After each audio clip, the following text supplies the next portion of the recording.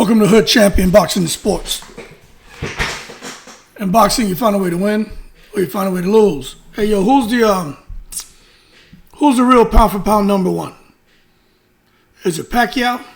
You know he's back. We know what he's done in the sport of boxing. Some people feel that he's still pound for pound number one because of what he did against Mario Barrios. Some say it's Terence Crawford. Some say it's Bam Rodriguez. Some say it's Usyk. Some say forget all those guys. It's Naoya Inoue. Then there's a few that say, you know what, man, all those guys are great, but Shakur Stevenson, man, nobody can hit him. So that makes him pound for pound number one.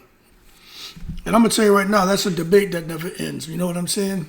So we just got to talk some facts here and not feelings. Because I just think every few months and lately probably every few days, the pound for pound debate kind of lights up again on Twitter, on YouTube, Facebook, any social media platform, the barbershops, and just anywhere you encounter somebody who knows a little bit about the sport of boxing.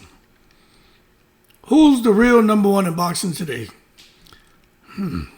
Crawford, the man who went from being avoided to annihilating Earl Spence, embarrassing Canelo, and just outsmarting Majumov.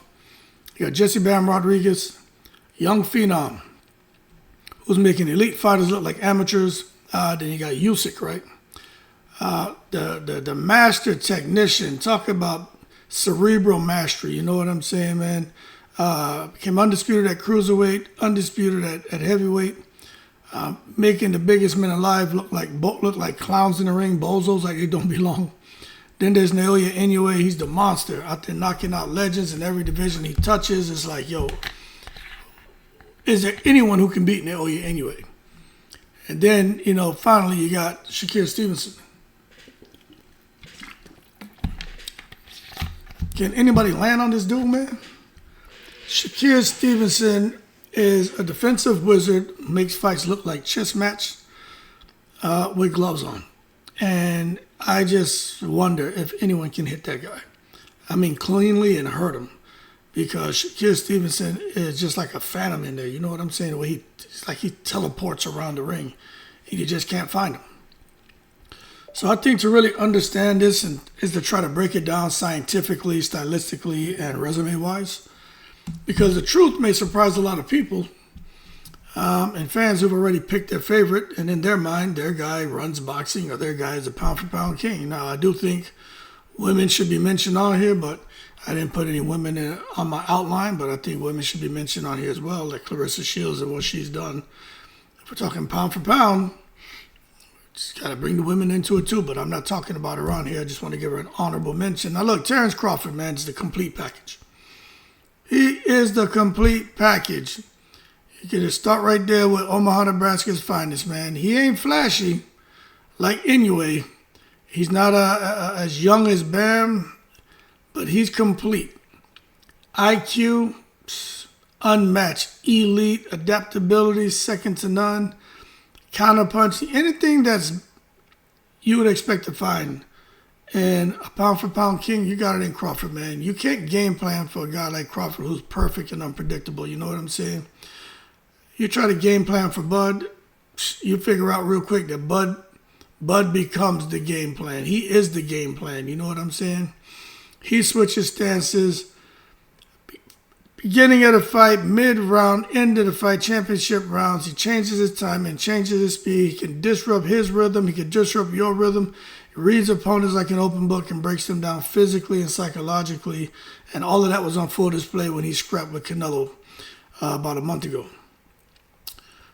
And Crawford's resume over the last 2 years alone, it's like, you want all your success on the front end or you want it on the back end of your career. And with Terence Crawford, man, the last couple of years alone, what he's been able to do has just been historic, man.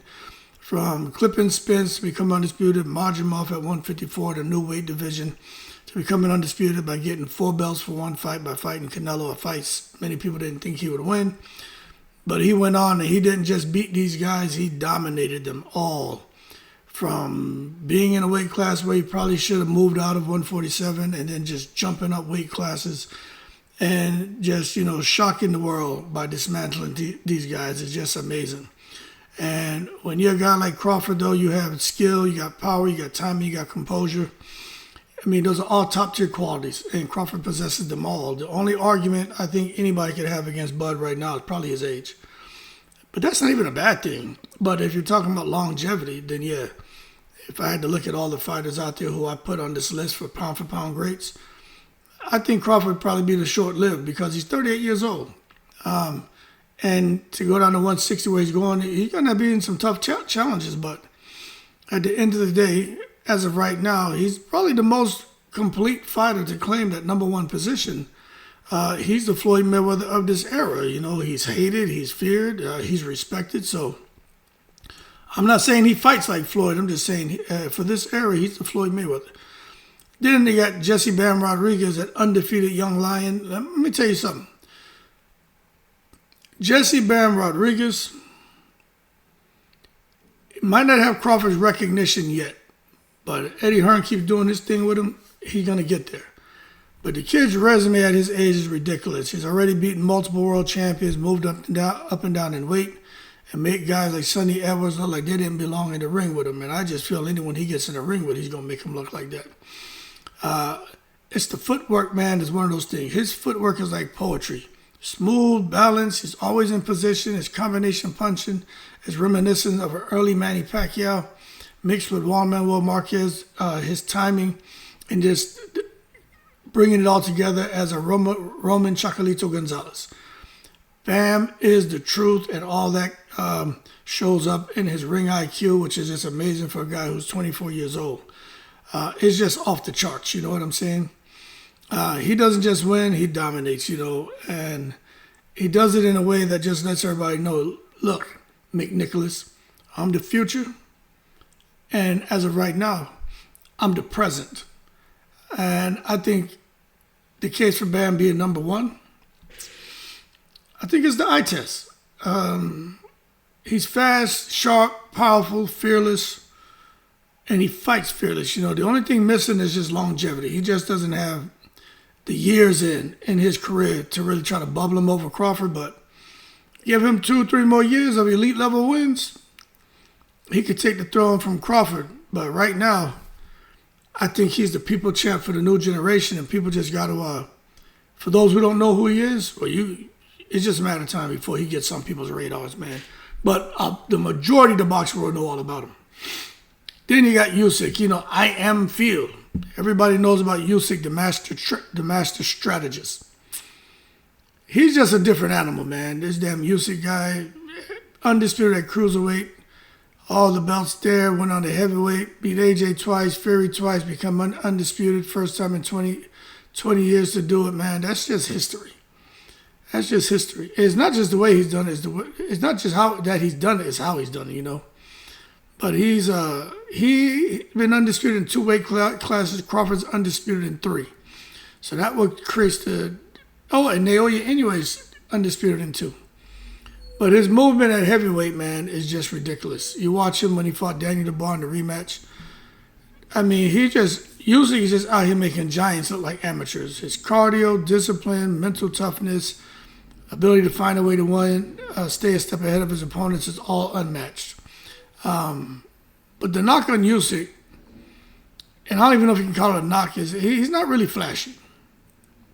He doesn't knock people out like Inoue, although he did have a good showing against Dubois. But he can knock people out, but it's not the one-hitter quitter, Inoue, Deontay Wilder type shit. But he doesn't have, like Crawford, he doesn't have the switch hitting, and he doesn't have the flair like Bam Rodriguez.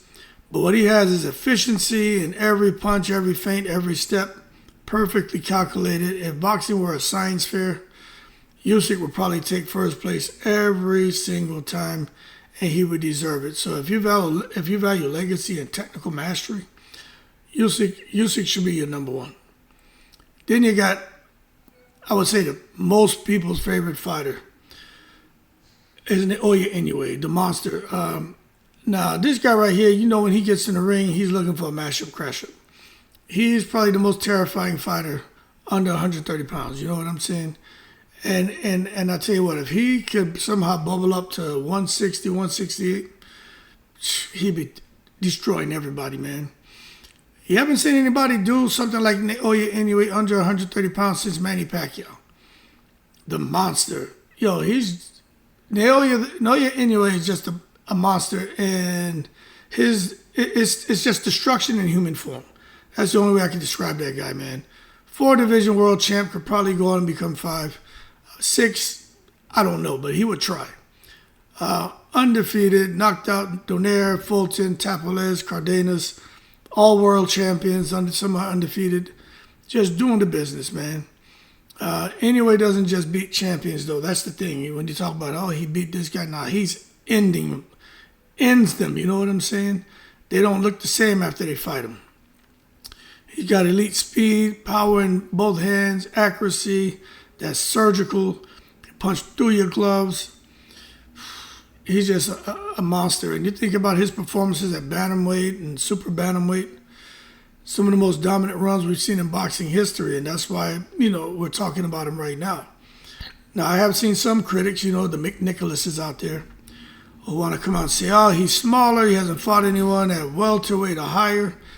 So we go in that route, he might as well go to effing heavyweight and go to Japan. Since he's in Japan, call out Godzilla and King Kong. What you want Naoya Inoue to do, man?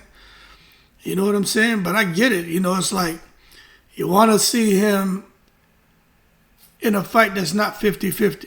You don't want to see him in a fight where he's the favorite. You want to see him in a fight to where you don't know who's going to win. So I understand, but let's not take it to the stupid. I just think people need to understand pound for pound is not about size. It's about how your skills would translate across weights. If you cloned Inoue and you made him, like I was saying, like 160, 168 pounds, he might kill people in the ring. You know what I'm saying? That's how damn good and powerful he is. But right now, Inoue is probably the boxing fan's favorite fighter. A number one fan favorite. And honestly, he's one of the few fighters who can, dethrone Crawford if he keeps unifying and knocking out everyone in his path. And then you got, lastly, I'm not even going to talk about Pacquiao because I think it's unfair for Pacquiao. People don't even talk about Pacquiao's pound for pound great. I mean, when he was active, now he's back doing something. You can't put him on no pound for pound list right now. We know what he was, when he was active during his era, but hold your horses and stop taking it to the stupid. But Shakur Stevenson, love him or hate him, Shakir's a genius. Even I had to just accept that shit. You know what I'm saying? He's the most defensively gifted fighter in a long time. He ain't Mayweather, but for this era, he's that fighter that you can see that's hard to hit. Just like Mayweather was during his time, man. And you know what I think about? I don't recall ever seeing Shakur really get hit clean. His control of range, his jab, his IQ, all of that's very elite. But here's the problem. Shakur's performances have, for some people, they say they're too safe. I do think he made up a lot of ground when he fought Zepeda. He didn't fight that. That wasn't a safety first fight. No, fans could still be frustrated because of what he did before that. But for that fight right there, he gave us entertainment, big time. He finally showed us the talent he possessed with the entertainment, and he took risks. And I just think for him, before people were saying if he fought the way he talked, he'd be a superstar. I'm going to say if he keeps fighting the way he fought Zepeda, he's going to be a big-time superstar because Zepeda just couldn't catch up to him. And I just think it's really impressive when you have a fighter who really embodies the whole hit and don't get hit philosophy, and that's what boxing is all about. But they're not running. They're right there in the pocket, and you just can't catch them. And that's one thing about Floyd Mayweather that so many people, even if you have negative things to say about him, when they come to Floyd, they'll tell you, that dude will be in the pocket. You just can't hit him. Floyd's defense was ridiculous, man. So we just got to see, because I think when he beat Zepeda, it was a spectacular win. And I think if he continued to fight and win spectacularly, I think Shakur definitely is going to be, in the talks for a pound-for-pound great. But make no mistake, if Shakur turns up that aggression like I'm saying, he could school anybody 130 to 140, 147. I don't know, but I give him a good shot. So the problem is just he hasn't faced enough elite opposition. I think that's what the issue is with him. But what can he do? He's supposed to fight Teofimo Lopez. That'd be good. If he fought Richardson Hitchens, that would be good. He had the opportunity to fight Devin Haney. He didn't want to take a 75%, 25% purse split, but it would have been for undisputed. I think he should have done it, but some say he put duck sauce on the fried rice. All I'll say is he's got to get in there with some elite opposition to prove he belongs above Crawford, above Inoue, above Usyk. So he's still got time. Anyway, if I was to kind of render like a final verdict, I'd say Terence Crawford, the most complete and proven fighter alive. Inoue, the most destructive and dominant pound-for-pound technician. Usyk, the smartest, most disciplined tactician of the modern era. Jesse Bam Rodriguez, he's the future. I'm telling you, the future king already knocking on the door. Shakur Stevenson, the defensive prodigy who hasn't shown his killer instinct yet, but I think the best is yet to come. So if you're talking resume, legacy, adaptability, Crawford's number one. Yeah, pound for pound for you, as you're talking pure destruction and dominance, you got to go with Inoue. But for you, if you're talking technique, you're talking discipline, you got to go with Usyk. And if you're talking next generation greatness, it's Bam Rodriguez. So it depends on what criteria you use to determine who's a pound for pound great. But for me, I like resume, legacy, adaptability, intangibles, and for me is Terence Crawford right now. Now, the face of boxing is a whole other argument because I still think Canelo's the face of boxing. I mean, Crawford was able to slide into that position for a minute, but we all still know the big dog in boxing is Canelo. He's still going to be the guy. I think between he and Anthony Joshua and maybe Tyson Fury, but the people come out to see him. But the difference is with Canelo, anywhere he goes in the world, people are going to come out. In the UK, Anthony Joshua is big. Tyson Fury is big. Matter of fact, Tyson Fury may be bigger than Anthony Joshua when you talk globally. But Joshua's big too, but I think Canelo's above both of them. And then, I don't know, I think Tyson Fury and AJ is a toss-up. But anyone else, wherever they go in the world, people will come out. I still don't think Crawford's there yet. But we're talking face of boxing. We're not talking pound for pound. But anyway, for this argument, it's pound for pound. And, Crawford is that guy. And as far as y'all saying, oh, what about Jerome Boots? You didn't put Boots on here. Yeah, I know. Y'all keep cool. I'm in the breeze.